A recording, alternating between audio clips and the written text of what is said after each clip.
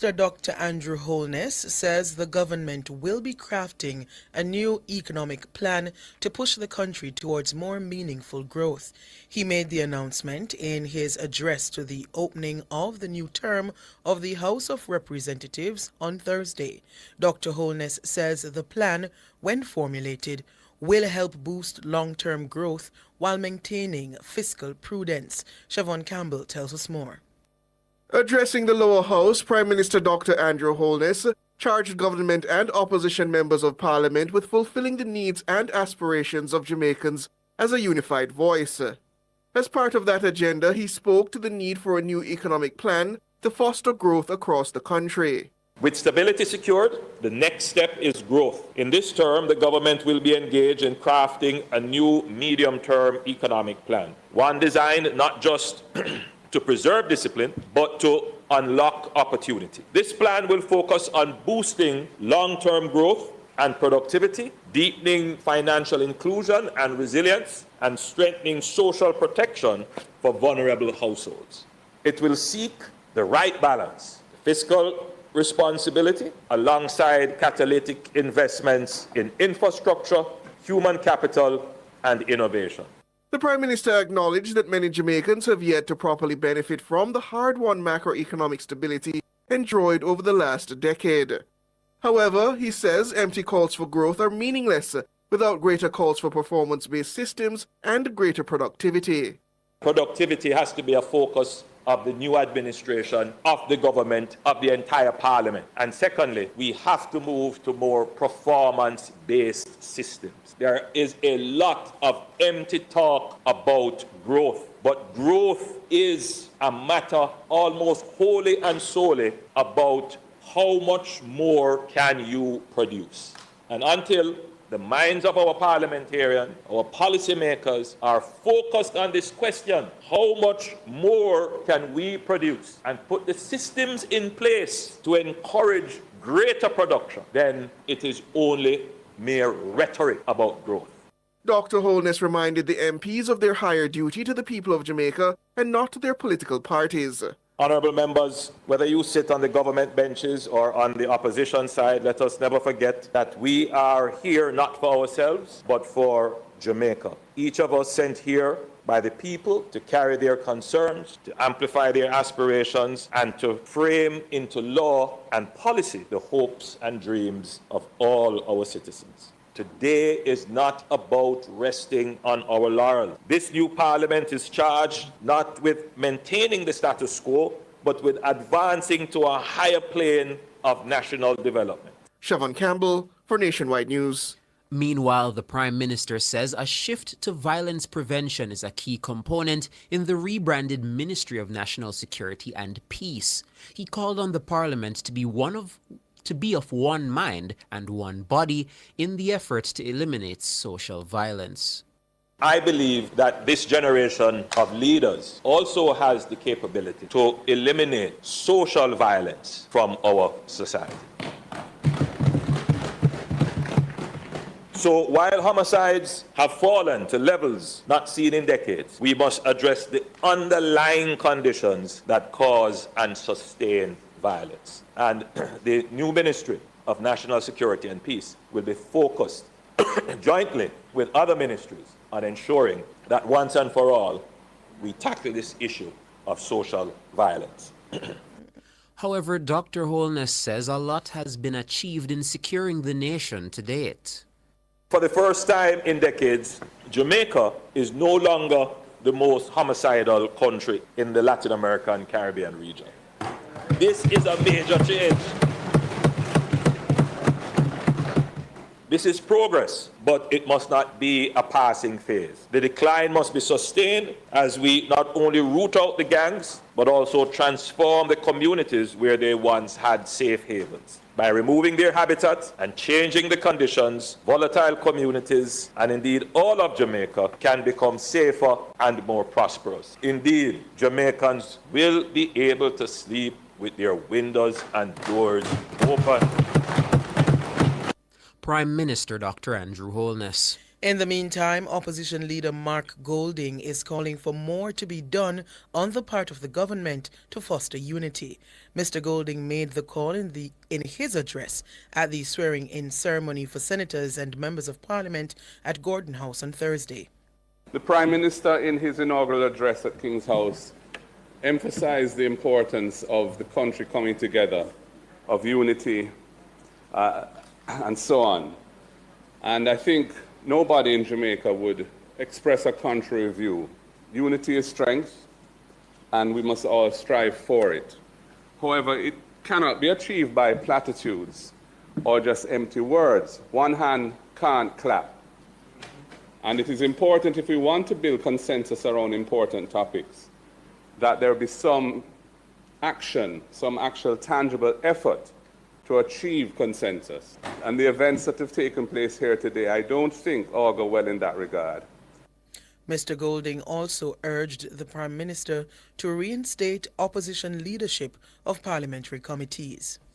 The system of chairmanship of the House committees, which was established in 2007 and continued through 3 successive governments, including the first of his terms in the current 3-term cycle, but was discontinued in 2020. I think that it is necessary for there to be more accountability for what the executive is or isn't doing, and the committee system of the parliament is a vital element in ensuring that continuity. And having the government appoint the chairman of the committees to set the agenda and the dates of meetings and so on is not, in our view, consistent with the aspiration of accountability which we hear being stated on both sides.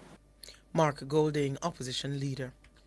And Mr. Golding has reiterated the opposition's stance in challenging what it says are irregularities in the electoral system.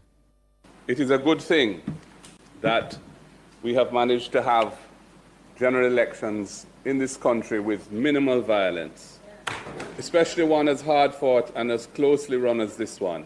And it shows that what was once a scourge on our society and body politic is something which we can hopefully say is permanently behind us. We have other concerns about the electoral system, which we have already foreshadowed in public statements that we've made, and we intend to continue to do what we can to see improvements in that area.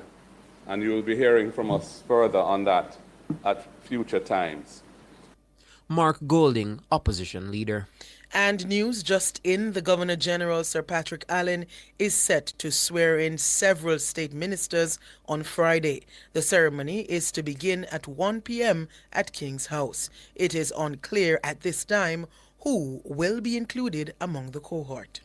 Newly minted Government Senator Keith Duncan is expressing gratitude for being offered the opportunity to serve his nation in the upper house.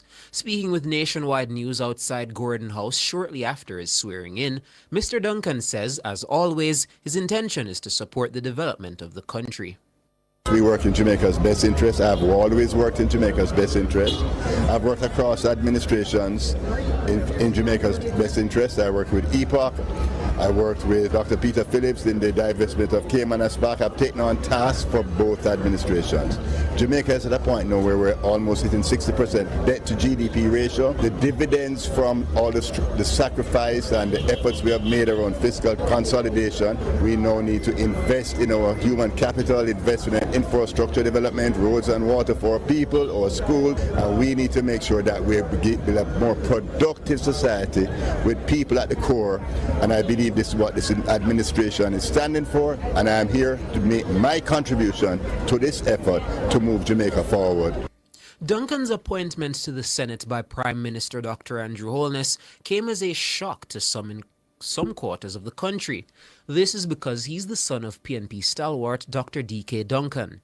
However, the former chairman of the Economic Program Oversight Committee says his character as a non-partisan independent voice has not been changed.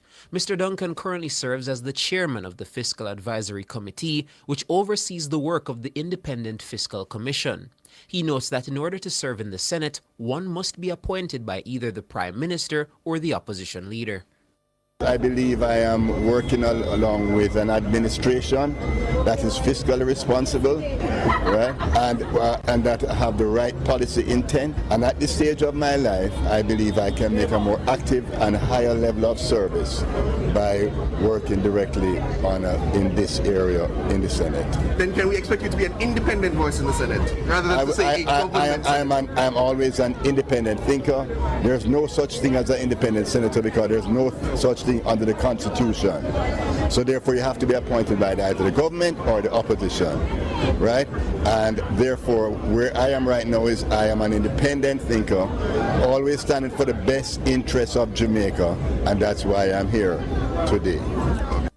Keith Duncan, Government Senator. Juliet Holness has been reappointed Speaker of the House of Representatives. She was sworn in this afternoon despite strong objection from the opposition PNP. I, Juliet Anne-Marie Holness, do swear that I will faithful and bear true allegiance to Jamaica, that I will uphold and defend the Constitution and laws of Jamaica, and that I will conscientiously and impartially discharge my responsibilities to the people of Jamaica. So help me God. Juliet Holness, Speaker of the House of Representatives. Heroy Clark was also reappointed as Deputy Speaker. Meanwhile, Floyd Green has been appointed Leader of Government Business in the House. The full slate of MPs, government and opposition senators were also sworn in. In the upper house, Senator Tom Tavares Finson has been re-elected president. The more than 3-hour proceedings were marshaled by Clark to the Houses of Parliament, Colleen Lowe. The occasion marks the official start of the 2025 parliamentary term. You're listening to Nationwide News at 5. More after these. Newly elected Member of Parliament for Northwest St. Catherine, Damien Crawford, was tight-lipped when asked about rumours circulating that he will be challenging Mark Golding for leadership of the PNP. Nationwide News spoke to Mr. Crawford outside Gordon House shortly after he was sworn in. Well, there's an election for the People's National Party to be held in October. If that is so, people will see that as well. Government Senator Abka Fitzhenley recently alleged that a series of missteps by PNP President Mark Golding have led to calls for Crawford to assume leadership of the party. When asked by Nationwide News to expound on his labeling of Golding as embattled during a media conference at the JLP's Belmont Road headquarters, Fitzhenley said it was an open secret that a coalition is forming against Golding inside the PNP. Addressing a media briefing following the September 3 general election, Mr. Golding revealed that 27 of the 28 MPs had given him the nod to continue in his role when Parliament is reconvened. Nationwide News understands that Crawford is among the 27 that signed. Mr. Golding also brushed aside suggestions that he offer his resignation following the election defeat. Mr. Crawford says despite the PNP's loss at the polls, there are positives for the party as they look ahead to the next general election. So what we have done is to move from by 97,000 more votes. JP only got 5,000 more votes. That's a trend that if it continues, it will be a landslide the next time. We also got 14 more seats. The JP got 14 less seats. So that's a trend that if it continues, it would also be another indicator of a landslide. It was an uphill task from 14 to 32. They also had the resources of government that they were willing to use freely. So those are some of the things. I think one of the things we have to ensure is reform from an electoral process standpoint, in particular as it relates to a list reaffirmation. But generally, I think that the trend is good, and we have to just look back why we weren't successful in total. But I think that there are successes we can work on. Damien Crawford, MP for Northwest St. Catherine. Mayor of Mandeville, Donovan Mitchell, is again expressing concern about what he describes as the lack of active security checks of the arrival of deportees to Jamaica. Mayor Mitchell expressed his concern following an update by the police at the recent sitting of the Manchester Municipal Corporation. The briefing was provided by the sub-officer in charge of the Manchester Community Safety and Security Branch, Inspector Berthlyn Lloyd.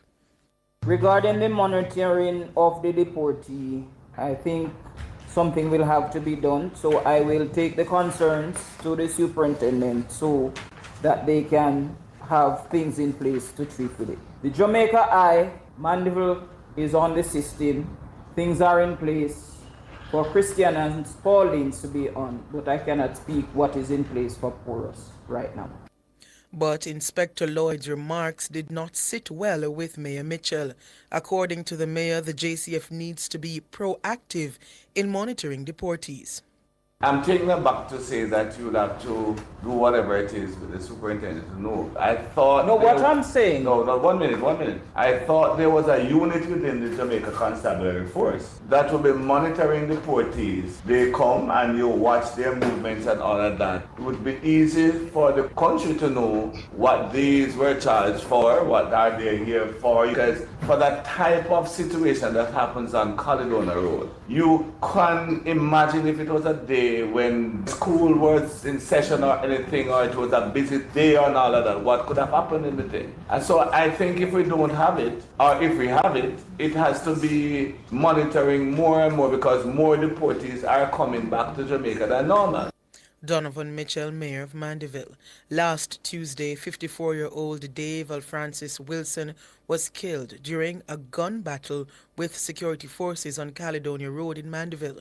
Wilson, who is also known as Brown Man, was a 3-time deportee from Canada, where he had served prison time in the 1990s for armed robberies and hostage-taking. In Jamaica, Wilson was wanted as the main suspect in the murder of Adrian Bernard, which happened hours before the police confrontation. World in a Minute is brought to you by ABC Electrical Sales. We make things as easy as ABC.